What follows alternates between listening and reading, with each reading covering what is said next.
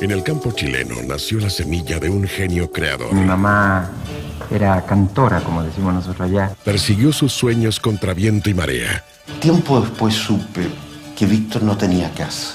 Con su voz y su guitarra conquistó el alma de miles. Y seguían los aplausos, ¿tú sabes? Seguían los aplausos. Hay quienes aún guardan su recuerdo como un secreto tesoro. Yo a mi niña mayor le decía yo pololico, Víctor Jara, se mataba de la risa. Un destino trágico lo arrancó de entre nosotros. El Víctor fue un hombre noble. Fue asesinado. La tragedia lo convirtió en un mito. Su talento en una leyenda que perdura como el más grande de los chilenos.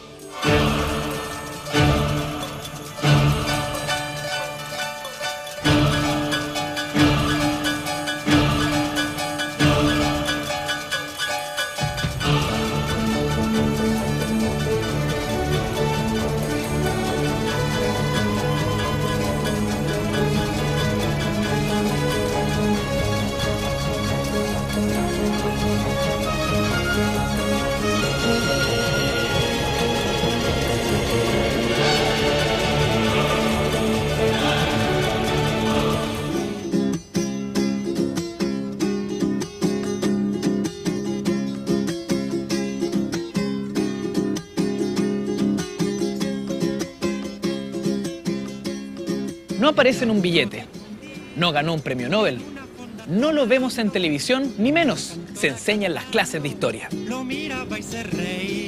Víctor Lidio Jara Martínez es el más famoso de los desconocidos de Chile.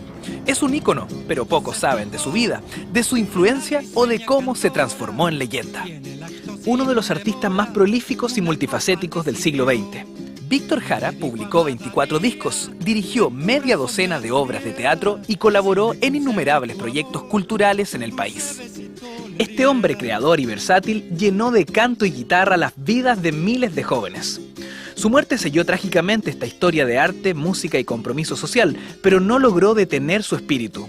Lo recordaron las calles con su rostro estampado de las murallas, lo retuvo la adoración persistente de quienes lo conocieron y los que supieron de él. Y su sonrisa será, a 30 años de su muerte, símbolo de lucha y emblema de esperanza. Si somos capaces de reconocernos en los vendedores de La Vega o sentir un golpecito de orgullo nacional cuando oímos una broma pícara, ya sabemos a quién hacer responsable. Es que Víctor Jara cambió para siempre lo que entendemos por chilenidad. ¿Cómo logró esto en solo un par de décadas? ¿Quién es la persona detrás de la leyenda?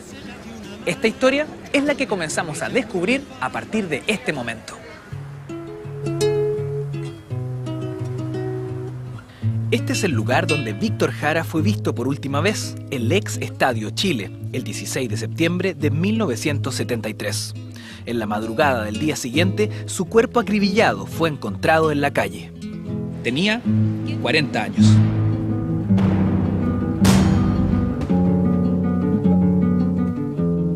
Pero a los pocos días comienzan a circular decenas de rumores acerca de su muerte.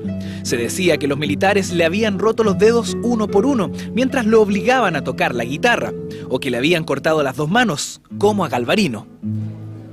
De mano en mano, de boca en boca, sus trabajos se van multiplicando en fotocopias, cancioneros y cassettes piratas. En las calles de las poblaciones y las ferias artesanales, el cantautor, artista y poeta se va fundiendo en la cultura popular. Pero, ¿quién fue este hombre? ¿Cuál es su historia? ¿Y cómo se convirtió en leyenda? Ya, comenzar a arreglar la cama.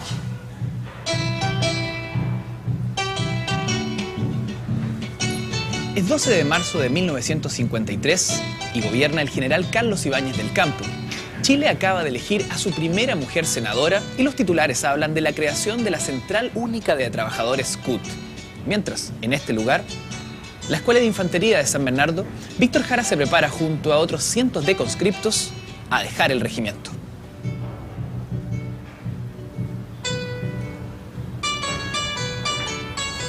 Acaba de terminar el servicio militar y se ha graduado con honores. De hecho, su hoja de vida señala que tiene una alta capacidad de mando. Sin embargo, de poco le sirve en este momento sus dotes de líder. Solo es dueño de la poca ropa que lleva en su bolso. Está solo Y la verdad es que a sus 20 años, Víctor Jara ni siquiera sabe dónde pasará la noche. El rumbo de Víctor ha cambiado varias veces en los últimos años. En 1944, su madre se lo trajo del campo a Santiago buscando una vida mejor. A los 17, Víctor incluso entró a estudiar contabilidad. Pero su carrera se interrumpió en 1950 con la muerte de su madre. Víctor se refugió en la iglesia, ingresando al seminario de la Orden de los Redentoristas de San Bernardo. Pero después de 2 años de dudas, cambió el sacerdocio por el rigor del servicio militar.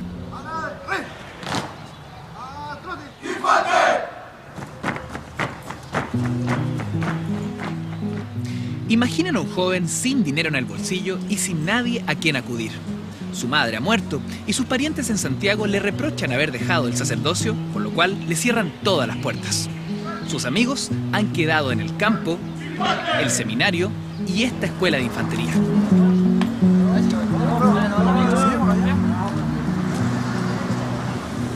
No tiene oficio, casa ni familia. No tiene rumbo ni proyectos. Sin embargo, quienes lo conocieron por aquel entonces dicen que siempre andaba con una sonrisa en la cara. ¿Qué escondía el sargento primero de reserva, Víctor Jara?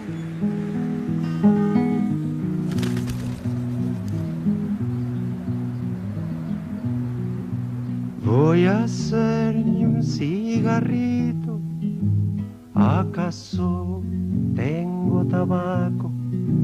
Si no tengo, ¿de dónde saco? Lo más cierto es que no pito. Ay, ay, ay, me querí. Ay, ay, ay, me querí. Ay, ay, ay. En unos años, este joven perdido estará recibiendo aplausos por todo el mundo y una generación que ni siquiera lo conoció lo elegirá como el chileno más grande de nuestra historia.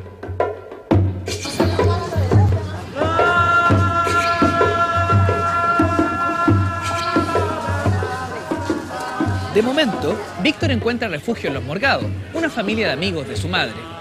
Comienza a trabajar así en una mueblería.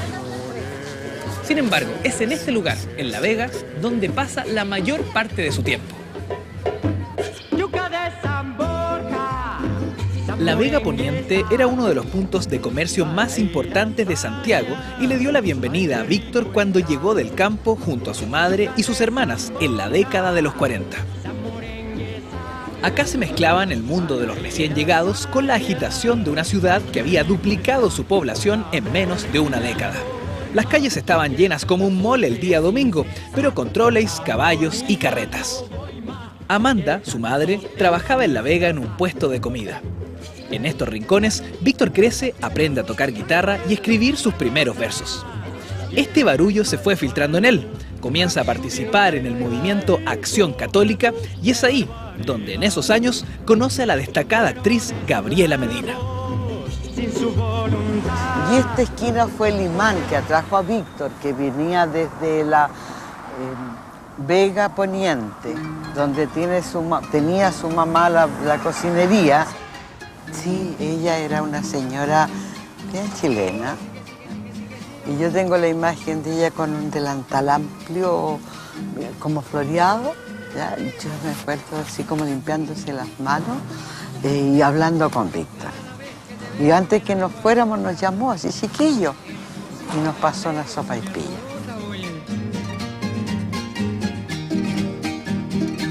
A ver, las chicas de ese tiempo dirían que era un churrazo. Era muy buen mozo. Increíblemente, porque Víctor tiene rasgos como toscos, boca grande, nariz grande, siempre sonriente. Esa característica de Víctor era muy clásica. A lo mejor tenía un diálogo interior muy interesante siempre, porque él era así, era como de pecho adelantado, y sonriente.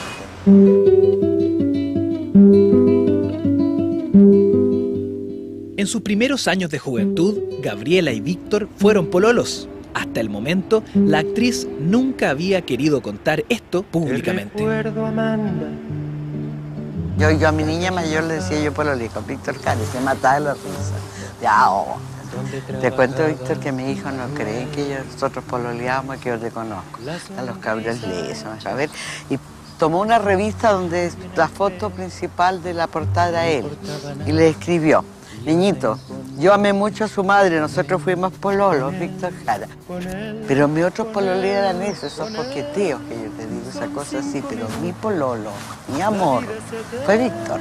5 minutos, suena la sirena. Y Víctor Arrendado todavía sigue exactamente igual la casa, en esta casa. ¿Cuál casa? Esta amarilla o rosadita, la primera, no, aquí, a donde dice botillería Toby, pero en ese tiempo no había botillería. Esta era mi casa, era. Parece que hasta hace poco, que la botaron por lo que supe. Esta casa esquina aquí, donde yo me sentaba a mirar a Víctor cuando él se asomaba allá en su puerta. Te recuerdo, Amanda, la calle mojada, corriendo a la fábrica. De todos estos amigos, de todo este montón de chicos jóvenes que había en ese tiempo aquí, de alguna manera fuimos la pareja emblema. Él escribía y cantaba en la guitarra, yo recitaba, a lo mejor por eso como que nos destacábamos un poquito. Con él. Víctor besaba con una suavidad muy grande, tenía labios gruesos. Y la imagen que más atesoro, porque la tengo tan clara, fue la de esa vez, como te contaba, que él atravesó de su casa y yo de la mía y nos encontramos en la mitad de la calle cuando él se salió del seminario. Te hacen florecer.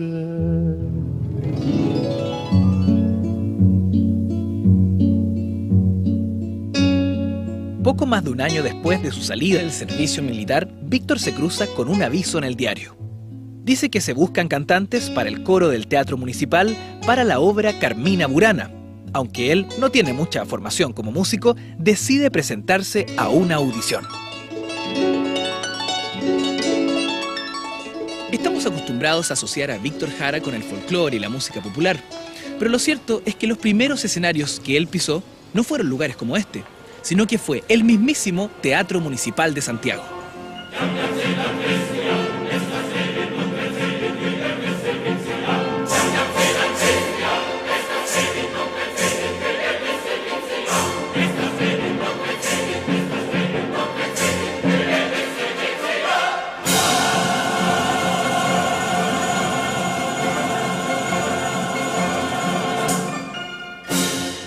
Mientras se entretiene a la crema innata de la sociedad santiaguina como miembro del coro del Municipal, el rumbo del muchacho de Lonquén cambia en más de una manera. Empieza a intercambiar ideas con músicos y artistas, tomándose en serio la posibilidad de dedicarse a esto. Al mismo tiempo, le abre los ojos a las brutales diferencias económicas que dividen al país. Pero además, en estos pasillos conoce a una de las personas más importantes de su vida, la bailarina inglesa Joanne Turner, quien se convertirá en su gran amor.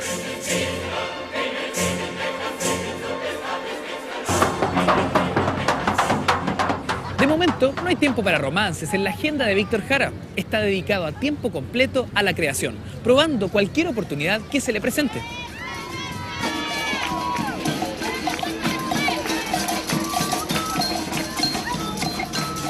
En el Municipal conoce al maestro de la pantomima, Enrique Neuswander, y se une a su prestigioso grupo.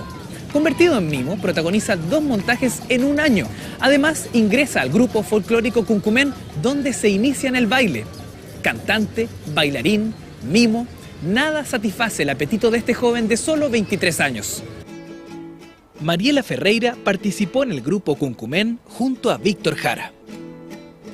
No era un estudioso de conservatorio, pero tenía un talento, yo diría, innato. Mi pecho está cerrado. Hacía de todo, incluso estaba a cargo de la parte de danza y de cómo ponerse en el escenario, que ahí yo empecé a aprender de cómo tú te sientas, sentarse con las piernas juntitas, derechitas, con la guitarra en la punta de la silla, nunca echarse en la guitarra. Disciplina, tenía una disciplina impresionante. Este conjunto se fue cada vez más profesionalizando.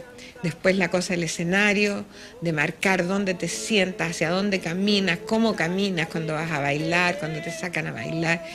Fue para mí una cosa que me marcó mucho, porque es primera vez que yo lo viví eso. Aunque mi negro se vaya, yo no he de olvidarlo jamás. Víctor dejó atrás a ese muchacho que se buscaba la vida en las calles de Santiago, pero su hambre por hacer cosas no ha disminuido.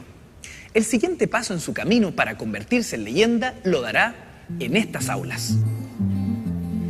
Es 1956 y Víctor se prepara a rendir el examen de ingreso a la Escuela de Teatro de la Universidad de Chile. Está probando suerte en un medio elitista. Aunque la universidad por esos años es gratuita, la mayoría de sus alumnos son hijos de la clase alta. Iba yo para una fiesta. Un hijo de cocinera, nacido en el campo, se puede sentir fuera de lugar en la universidad. Esto, Víctor lo tiene claro mientras se prepara a enfrentar la comisión. La ropa con que asiste al examen es prestada y le queda chica. Los zapatos la aprietan. Así, antes de entrar, decide sacárselos. Pero el remedio resulta peor que la enfermedad. Frente a la comisión, entra en pánico. Cree que puede tener los calcetines rotos. En un gesto que llama la atención de los evaluadores, termina dando la audición a pie pelado. Aunque es aceptado en la carrera, las cosas no son fáciles. No tiene dinero ni para el almuerzo y debe hacer malabares para sobrevivir. En la universidad, Víctor conoce a Alejandro Siveking. Rápidamente nos hicimos amigos. No sé por qué razón, será porque éramos muy distintos. Distintos, es decir, no tenía nada que ver con la gente linda. Señorita, por aquí, ¿qué será lo Pero que ha pasado? no te digo que yo lo encuentro milagroso, porque no eran pequeñas dificultades, eran monstruosas dificultades.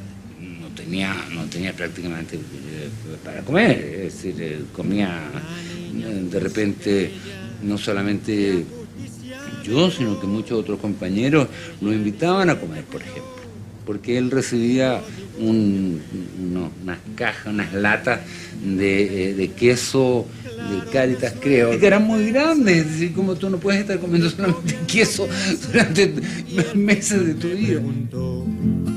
El destacado fotógrafo Luis Poirot también fue amigo de Víctor Jara en esos años. Nos íbamos caminando por la Alameda a las 12 de la noche, 1 de la mañana.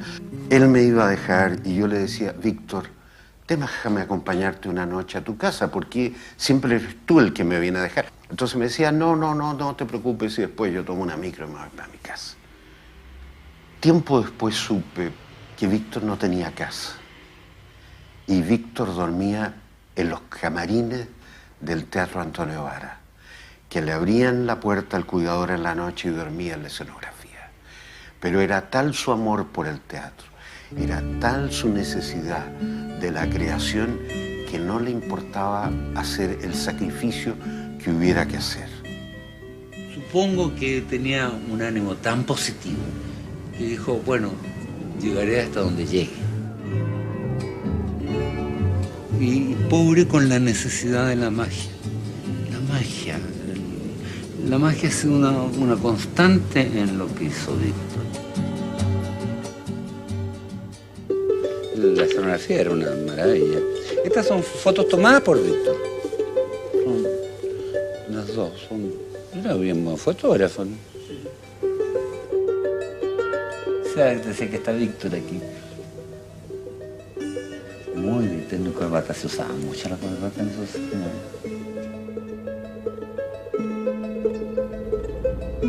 La universidad no solo será un paso más en su ruta para ser leyenda, le dará la oportunidad para volver a sus orígenes. Así, paseando por su pasado, Víctor hará un descubrimiento trascendental que marcará para siempre la cultura chilena. En sus años de universitario, Víctor viaja por el campo presentando obras de teatro para darle a otros las oportunidades que él no tuvo. Al mismo tiempo, aprovecha estas excursiones para recopilar historias, canciones y sonidos tradicionales del mundo rural. Igualito que otros tantos, de niño aprendí a sudar. No conocí las escuelas, ni supe lo que es jugar. Me sacaban de la cama por la mañana temprano y al ladito de mi papá fui creciendo en el trabajo. Pero el retorno a estos paisajes no puede haber sido siempre fácil para Víctor. Había muchos recuerdos y no todos ellos eran buenos. Víctor creció en los alrededores de Lonquén, en el fundo de Santa Elena, donde su padre era inquilino. Manuel Jara era un hombre tosco que quería que trabajara desde los 6 años. Pero su madre, Amanda Martínez, quería que sus hijos fueran a la escuela. Eran tiempos duros, sin dinero y con un padre que maltrataba constantemente a su mujer. Un día, Manuel Jara sencillamente no volvió más. Hay niños como Luchín que comen tierra y gusanos. Abramos todas las jaulas pa' que vuelen como pájaros con la pelota de trapo, con el gato y con el perro y también con el caballo.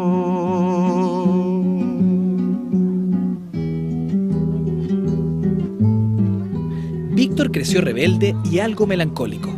Se arrancaba a los cerros por horas, a mirar la naturaleza y estar solo. Fue aquí en el campo donde también conoció la música por primera vez. En mi casa siempre había una guitarra, porque mi mamá era cantora, como decimos nosotros allá.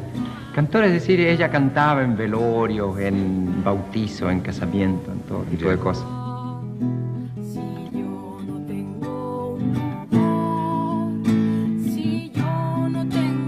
Esas canciones que se cantan en el campo, digamos, que se aprenden por generaciones, ¿sí? Mis manos son lo único que tengo, y mis manos son mi amor y mi sustento, y mis manos son lo único que tengo, son mi amor y mi sustento. Amanda fue el primer vínculo de Víctor con el folclore y la cultura popular. Ahora, poco después de su muerte, él recopila sus historias y sonidos para llevar este mundo a todos los rincones del país. Sí, pues, Santito, que nos fuimos con la primera. Pero Víctor no solo quiere investigar y difundir esta herencia. El universitario aspira a cambiar los estereotipos y las miradas simplistas sobre el mundo popular. Mostrarlo no como una postal, sino como algo vivo. Lo que hoy día entendemos por cultura popular no es lo mismo que se entendía en los años 40 y 50. El folclore que más apreciaba era el del patrón de fondo, del guaso elegante y la cueca estilizada. La cultura de las clases populares solo se valoraba como pintoresca y divertida, con una buena dosis de desprecio implícita en la ecuación. Pero el veinteañero Víctor Jara cambiará eso. Es el último año de la carrera de teatro. Jara y sus compañeros deben preparar un montaje. Víctor, siempre sin un centavo, está pasando la noche en la casa de un amigo. También se ha quedado a dormir la polola del dueño de casa, Miriam, sin permiso, cuando de imprevisto aparece la madre de ella. Le abre la Miriam en bata. Y Víctor estaba ahí, pasando la noche en el mismo lugar también. Y me contó Víctor esto: escríbete una obra que empiece con esto. Me dijo, aprovecha, esto es un buen material, ¿no? Sieveking usa esta anécdota como punto de partida para escribir la obra Parecido a la felicidad. Víctor la dirige y prueba las ideas que había ido madurando con sus viajes.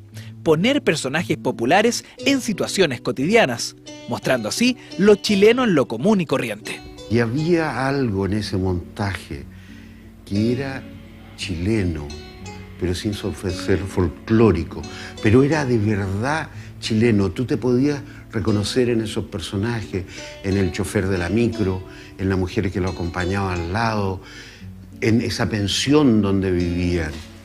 Entonces, para mí fue un impacto enorme en la actuación, todo. Fue el montaje más importante de ese festival de alumnos y estaba a kilómetros, lejos de lo que hacíamos los otros alumnos y los otros cursos.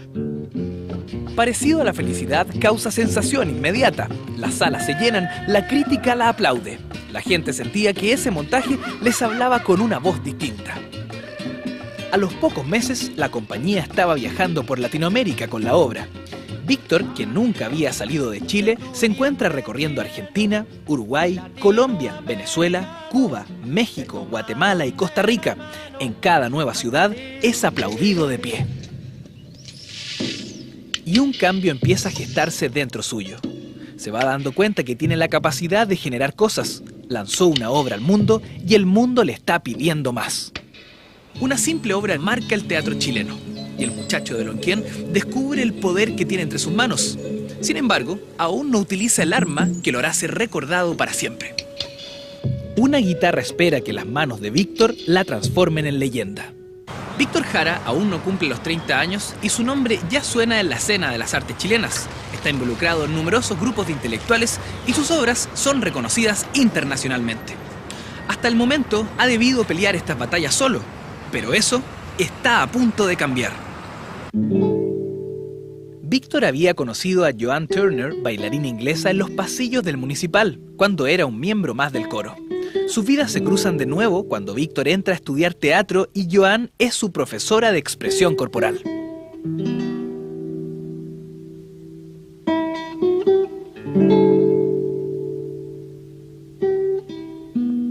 Me contó con mucha prudencia cómo él estaba enamorado de Joan. Joan era profesora de los dos, o sea, que era un tema delicado. Pero sí que se notaba que era una cosa que a él lo tenía profundamente conmovido, que lo tenía muy conmovido. Me extrañaba porque Joan, que era mi profesora, yo era pésimo alumno de Joan. Joan nos hacía movimiento y yo soy muy torpe. Entonces ella era tranquila, serena, pero muy severa conmigo. Entonces yo la miraba a esta gringa un poco distante. Entonces yo me preguntaba, pero bueno, ¿qué pasa ahí? ¿Cómo se produjo algo ahí? ¿Qué matiz no le veía en mi tontera? Una capacidad de ternura a esta mujer. Qué equivocado estaba. ¿Qué despertó Víctor en ella y ella en Víctor? Mira, son los misterios de toda historia de amor.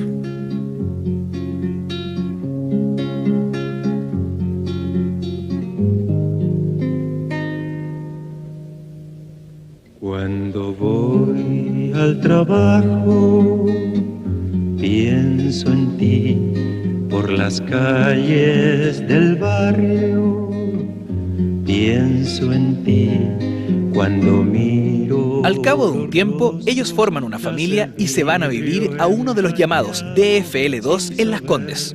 La soledad en la que había vivido hasta entonces termina. A la hija de Joan, Manuela, se suma otra.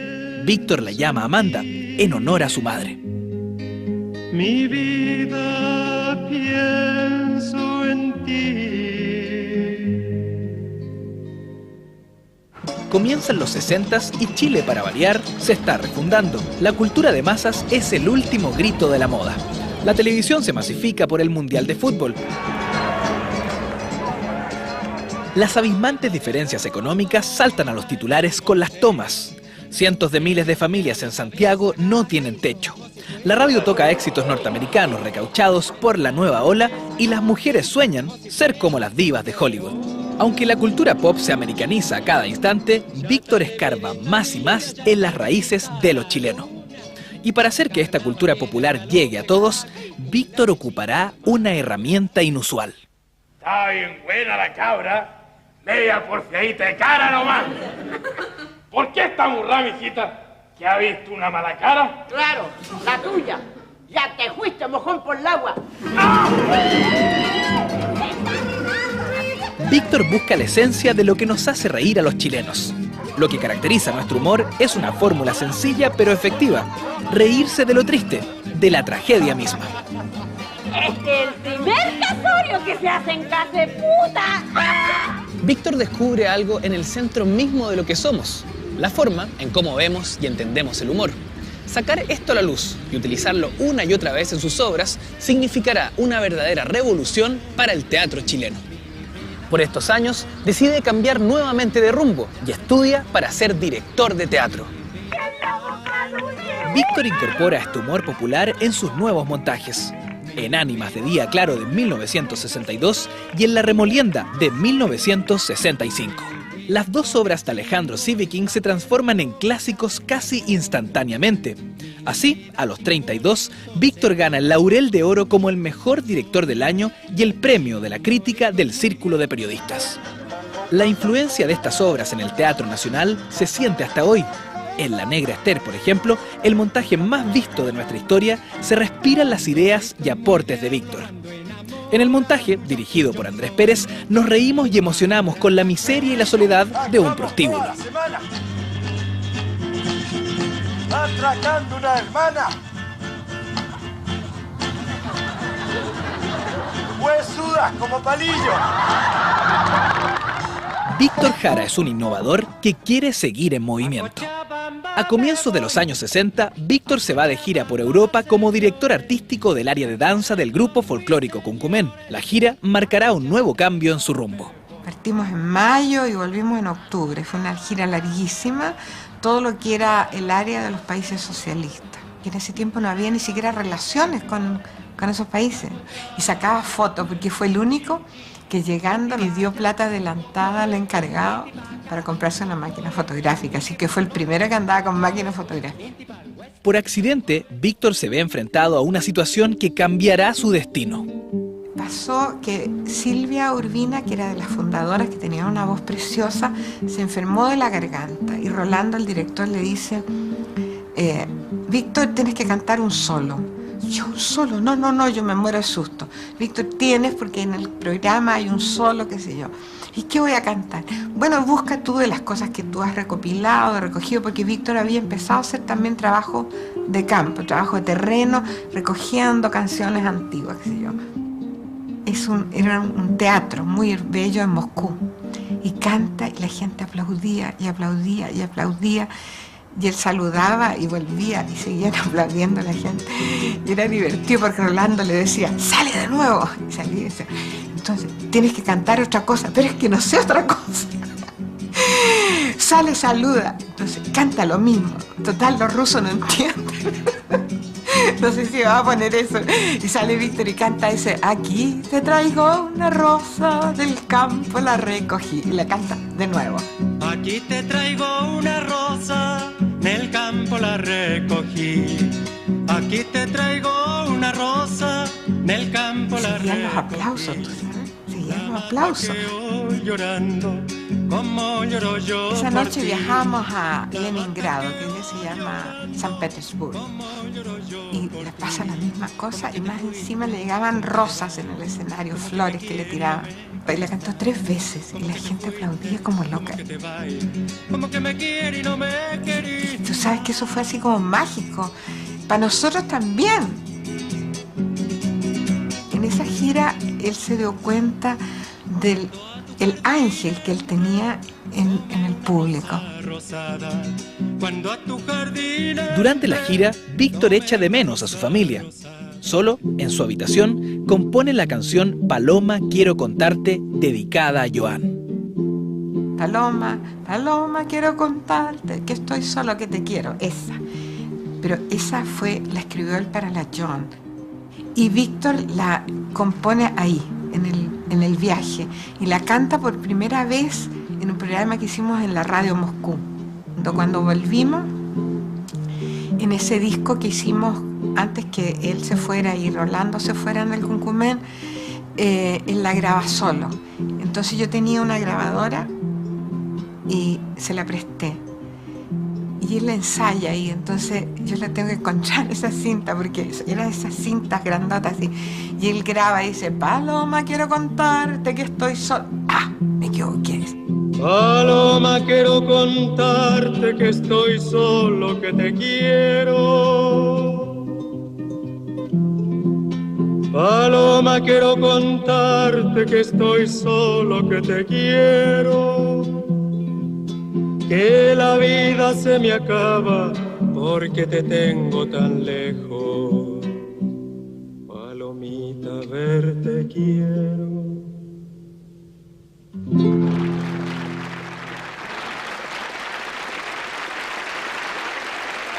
Frente a los aplausos, Víctor se da cuenta de la poderosa arma que tiene entre sus manos. Con su guitarra puede llegar a miles. Víctor Jara decide probar con una nueva piel. Víctor empieza a componer y su voz se multiplica como un virus en los tocadiscos de Chile. En 1965, el cigarrito es un fenómeno radial. Víctor es invitado a la Peña de los Parra, intercambia ideas con Violeta, realiza nuevas giras mostrando su música y su obra. Dirige la Academia de Folclor de la Casa Cultural de Ñuñoa. Además, en 1966 conoce a un conjunto de universitarios que están experimentando con instrumentos folclóricos. Los apadrina y se transforma en su director artístico. Son los Quilapayún.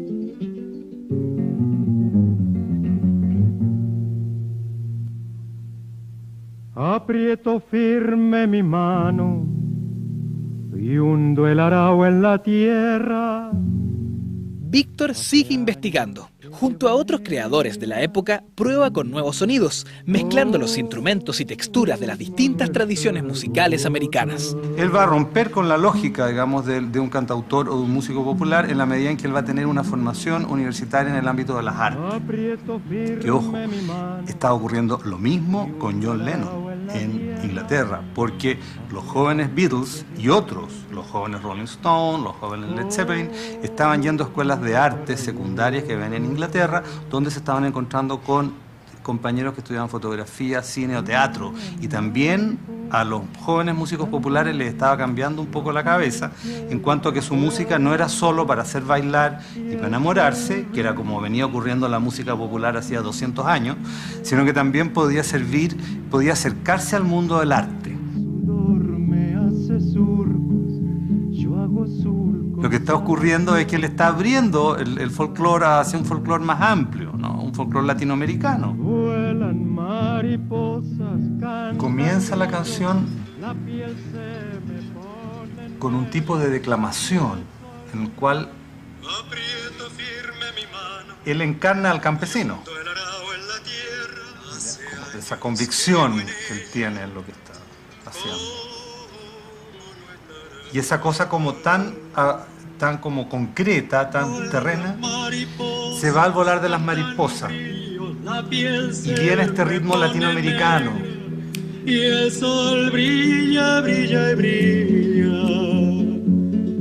El sudor me hace surcos, yo hago surcos a la tierra sin parar. En sus experimentos musicales, Víctor sigue la misión que se había propuesto en el teatro: transformar lo folclórico en masivo, lo popular en pop. Incluso, a pesar de las críticas, no tenía reparos en mezclar instrumentos tradicionales con guitarras eléctricas. Eduardo Gatti recuerda la colaboración del grupo rock Los Blobs con Víctor Jara. Pero la cosa es que un día llegó Víctor en su renoleta, ¿no? a la casa nuestra donde estábamos ensayando. Y para nosotros fue como una sorpresa así mayúscula, porque nosotros lo teníamos a él como muy alto, ¿no? Y él vino a nosotros y se quedó en el ensayo y nos dijo unas palabras que no se nos olvidaron nunca, ¿no? Que nos dijo: ustedes tienen un tesoro y cuídenlo mucho. Después de eso, él nos invitó a participar en la grabación del disco El Derecho a Vivir en Paz. El derecho de vivir en paz. Para él no era como, qué sé yo, la guitarra eléctrica como un símbolo, porque había gente que decía que era un símbolo del imperialismo, entonces nosotros tuvimos bastante problemas, de hecho, con eso. Sino que para él era una contribución, era como un color distinto, te fijas, en una gran acuarela musical. Porque fue en realidad una especie de improvisación, ¿no? Sobre el tema. Así fue. No me acuerdo que haya habido muchos ensayos. Creo que hubo un ensayo y de ahí nos fuimos a la grabación inmediatamente.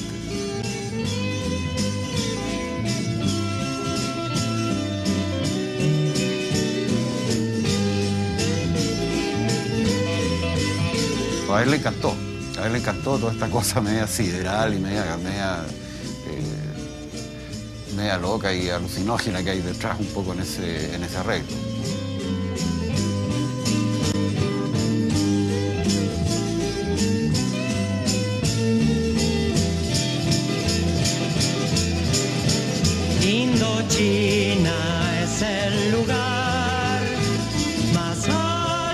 Pero experimentar no es su única meta. Su música no es ingenua. Los versos están cargados con un mensaje claro: la promesa del cambio social y político. Desde hace varios años, Víctor es miembro de las Juventudes Comunistas. Para él, la labor artística y la labor social son una sola cosa. Son años de revoluciones en todo el mundo. Los pacifistas protestan, los universitarios dicen: seamos realistas, pidamos lo imposible. Los marginados salen a las calles reclamando sus derechos. Por primera vez en la historia, los jóvenes del mundo parecen decididos a romper con todo lo que sus padres y abuelos representan. Y los artistas se ponen al servicio del cambio. Víctor se une a los pacifistas y estrena la obra Viet Rock, en contra de la guerra de Vietnam. Y además se pone al servicio de la reforma total y completa del país, participando en 1970 en la campaña de la Vía Chilena al Socialismo de Salvador Allende. A sus 40 años, Víctor Jara es una de las figuras centrales en la escena artística chilena y un referente en América Latina. Su nombre es sinónimo de vanguardia y orgullo por lo propio. Cientos de miles de personas lo han escuchado en vivo, han comprado sus discos y han visto sus obras. Ha logrado llevar la riqueza del mundo popular a todo el país y ha cambiado radicalmente la forma de entender y valorar la cultura chilena. El niño fascinado con la guitarra de su madre ha volado lejos, pero este vuelo será detenido en seco. Es 1973 y el país está a punto de entrar en una crisis que lo cambiará absolutamente todo.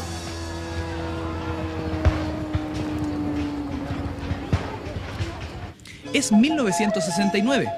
El hombre llega a la luna. Los norteamericanos están siendo derrotados en Vietnam. Nace el cajero automático, el Concorde y el 747. Y al mismo tiempo, cientos de miles de jóvenes asisten a un concierto de 3 días en Woodstock. Por varios años se ha estado gestando un gran cambio en la música latinoamericana. Violeta Parra en Chile y Atahualpa Yupanqui en Argentina son los padres precursores del movimiento. Y a ellos se les ha ido sumando Pablo Milanés, Silvio Rodríguez, Joan Manuel Serrat y Víctor Jara, el líder en nuestro país. Se trata de la nueva canción. Conmigo ven. Por eso la nueva canción es un invento chileno de los años 60 y va a ser el gran aporte de mezcla y difusión que va a dar Chile al mundo. Pero ¿quién va a mezclar todo eso? Víctor Jara. Ahora la canción nueva en Chile es prácticamente el lenguaje del pueblo y de la juventud de Chile. Mira, podría mencionarte el conjunto Inti Illimani, el conjunto Quilapayún, Ángel de Isabel Parra, los hijos de Violeta, Tito Fernández, el Temucano, Rolando Alarcón, Patricio Mans, etc. Y ahora ya son compositores, por título, los trabajadores de las fábricas, del cobre, del carbón, que hacen sus propios festivales y ellos componen canciones que tienen que ver con su trabajo. Amigo, tu hijo va, hermano, tu madre va, van por el ancho camino, van galopando. A mediados de 1969, la Universidad Católica organiza el primer festival que dará nombre al movimiento, la Nueva Canción Chilena. Víctor competirá con una canción que utiliza elementos de la liturgia de la Iglesia Católica. El tema se llama Plegaria a un labrador y cambia la letra del Padre Nuestro añadiéndole reivindicaciones sociales. Tráenos tu reino de justicia e igualdad. Sopla como el viento la flor de la quebrada, limpia como el fuego el cañón de mi fusil. La canción causa un escándalo, con encendidas declaraciones de la iglesia y de la universidad. A pesar del revuelo, Víctor gana el primer lugar en el festival, el premio más importante que recibiría en su vida. Está en la cúspide de su carrera y pronto verá además los frutos de su trabajo político cuando Salvador Allende gane las elecciones. El mundo entero mira incrédulo al primer país que escoge a un gobierno socialista en forma democrática, y Víctor redobla sus labores para ayudar en la reforma social. es uno de sus momentos más fructíferos y muchas de las canciones de esta época unen el folclore con mensajes políticos. En un tono resueltamente combativo, clama por lo que cree justo, enrostra crímenes, atropellos y desnuda irónicamente la injusticia. Es la llamada canción protesta. Usted no es nada, no es chicha ni limona, se lo pasa manoseando, caramba, zamba su dignidad. ¡Puja! Por Dios, habiendo tanta cosa buena en el mundo, ¿no? Digo yo, y hay algunos que se deciden por el bolsillo nomás. Bueno, allá ellos, digo yo. Convertido en embajador cultural de Chile por Allende, viaja por América Latina dando conciertos y pone sus manos al servicio del gobierno. Compone la música para la continuidad de Televisión Nacional de Chile. Entra a trabajar en la Universidad Técnica del Estado. Investiga en las tomas para su nuevo álbum La Población. Y por un instante, el universo parece sonreírle a Víctor. No es chicha ni limonada, se lo pasa manoseando, caramba, zamba su dignidad.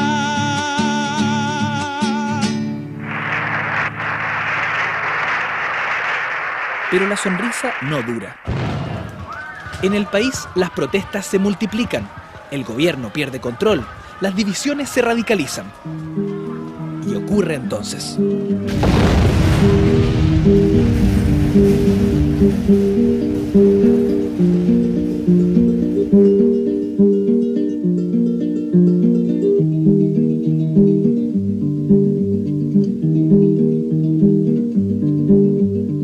No puedes volver atrás, no tienes más que seguir. Es el 11 de septiembre de 1973 y Víctor Jara debe tomar una decisión.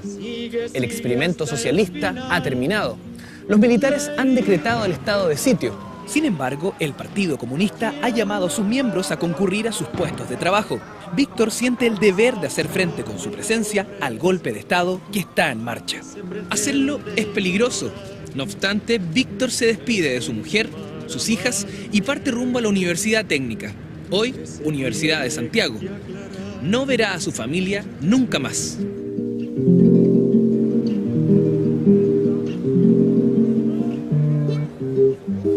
Fundamentalmente, ¿qué sabes tú? ¿Qué es lo que está pasando? Las radios transistor en esa época todavía. Y más o menos en ese momento me encuentro con Víctor, que andaba solo, así. Entonces decidimos irnos con el grueso de los estudiantes y muchos profesores y funcionarios a la Escuela de Arte y Oficio. Entonces pasamos la noche ahí, en la mañana, al amanecer, entre 5:30, 6 de la mañana, supongo. Nos empezamos a preocupar porque sentíamos pasos y movimientos por la calle Ecuador. A Víctor yo, digamos, desde el momento en que nos sacaron de la sala, lo perdí de vista. El 12 de septiembre de 1973, Víctor Jara Martínez es arrestado en la Universidad Técnica del Estado y es traído aquí, al ex Estadio Chile. No saldrá vivo de este lugar. El día 12 de septiembre yo caí preso por toque de queda. Me encontré con 3.000, 4.000 personas, sentadas en los pasillos, sentadas en la cancha, sentadas en sectores de la galería, temerosa, con miedo, con preocupación, con susto, en otros con rabia, con frustración. Y eso, por sentirme yo más aliviado que el resto, por estar por toque de queda y no por razones políticas, empecé a recorrer el estadio. En ese recorrido me asomo por un pasillo. En ese recorrido encuentro a Víctor Jara en un pasillo, aislado. Y me atrevo a ir a hablar con él. Víctor estaba golpeado, pero no estaba inutilizado, no estaba destrozado, se podía conversar con él. Lo ubicaba como cualquier chileno. Víctor Jara en ese instante veía todo negro. Creía que no había vuelta, que el golpe se iba a imponer. Traté de darle ánimo. No sé cómo, pero me empezó a hablar de su familia. Necesito hablar con Joana. Quiero que Joana sepa que estoy aquí. Quiero que la Joana sepa dónde está la Reonoleta para que se pueda movilizar. Ojalá que vayas a la embajada y veas su situación. Y yo lo veo, digamos, como la única forma que él tenía de ayudar a protegerlo, a proteger a su familia. En medio del horror, Víctor encuentra tiempo para escribir el que será su último poema. Todos empezamos a hacer unas cartitas para decirle solamente estamos vivos. Cuando Víctor me pide la libreta que yo tenía, donde quedaba una hoja en blanco, y empieza a escribir lo que suponíamos era una carta para Joan, su mujer, igual que todos los demás. Pero escribe muy rápido. Y de repente está escribiendo cuando llegan 2 soldados y lo cogen fuertemente, obedeciendo órdenes. Víctor lanza la libreta por los aires y lo llevan a la parte superior, allá.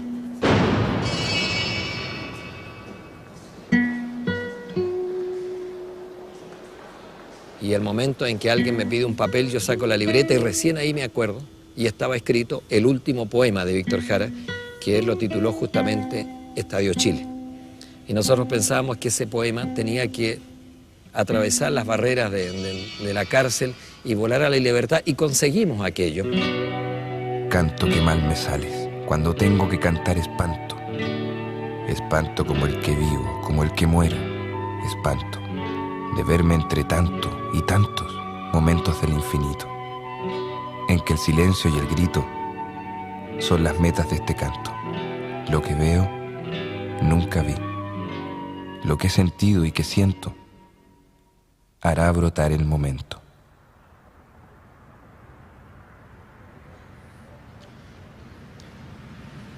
El Víctor fue un hombre noble, enamorado de su mujer, enamorado de su compromiso social, de su familia. Fue asesinado. Víctor Jara es asesinado a manos de los militares con 44 balazos. El 17 de septiembre, Víctor aparece en la calle junto a otros 6 cadáveres. El diario publica brevemente la noticia de su muerte. En pocas líneas, se sellaba la vida de uno de los artistas más importantes de nuestra historia. Por años, sus canciones serán prohibidas y su legado condenado al olvido. Pero la misma cultura popular por la que él trabajó se prepara a devolverle la mano. La influencia de Víctor Jara se multiplicará en la música nacional. Víctor ha sido asesinado y su obra está prohibida. Sus discos son destruidos por las autoridades y sus colaboradores más cercanos han huido de Chile o están desaparecidos. Por varias décadas, Víctor Jara cae en el silencio y su legado está condenado al olvido. La calle mojada, corriendo a la fábrica. Y evité durante muchos años ampliar una foto de Víctor Jara. Era algo que yo sabía que estaba ahí, pero estaba en un cajoncito en alguna parte dentro de mi cabeza que no había que abrir. No se cura nunca. No se puede curar. Es una cosa que uno no domina. Cuando tú amplías fotos de personas que han muerto y el rostro empieza a aparecer en el líquido, es como que tú lo estás convocando, tú lo estás llamando. Te hacen florecer. Con la censura, Víctor Jara ha desaparecido de las radios y la televisión. Pero lejos de la mirada de las autoridades, empieza a ser convocado clandestinamente.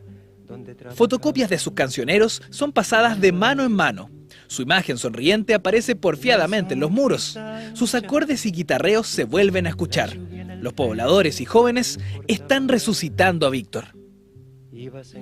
¿Por qué la juventud? ¿Por qué es la juventud? No somos la gente de mi generación, que levanta la memoria y la figura de Víctor Jara. ¿Por qué? Yo creo que ellos están reivindicando el espacio y el derecho de la cultura frente a la barbarie. Muchos no volvieron, tampoco Manuel.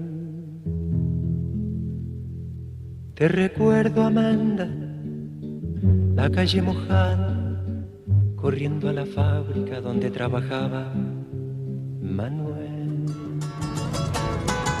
En Chile, numerosos artistas nos han recordado el valor de su herencia en la música, el teatro y el arte popular. Con el tiempo, el legado de Víctor se expande por el mundo. Sus canciones son traducidas a docenas de idiomas. Sus composiciones se estudian en las universidades europeas. Una estrella en el cielo es bautizada Víctor Jara. Junto a Pablo Neruda y Violeta Parra, es el artista chileno más citado internacionalmente. Ven, ven, conmigo ven. Víctor Jara vuelve a multiplicarse. Ahora se levanta como figura histórica por derecho propio, reclamando su espacio en los libros, las radios y los televisores. Nacerá un nuevo destino. Ven, ven, ven, conmigo ven. Así, el joven que decidió cambiar para siempre nuestra cultura, nuestro folclore, nuestra música, que se transformó en mito y en leyenda, y que fue capaz de sacrificar su vida por aquello en lo que creía, ahora puede ser elegido como el gran chileno de todos los tiempos.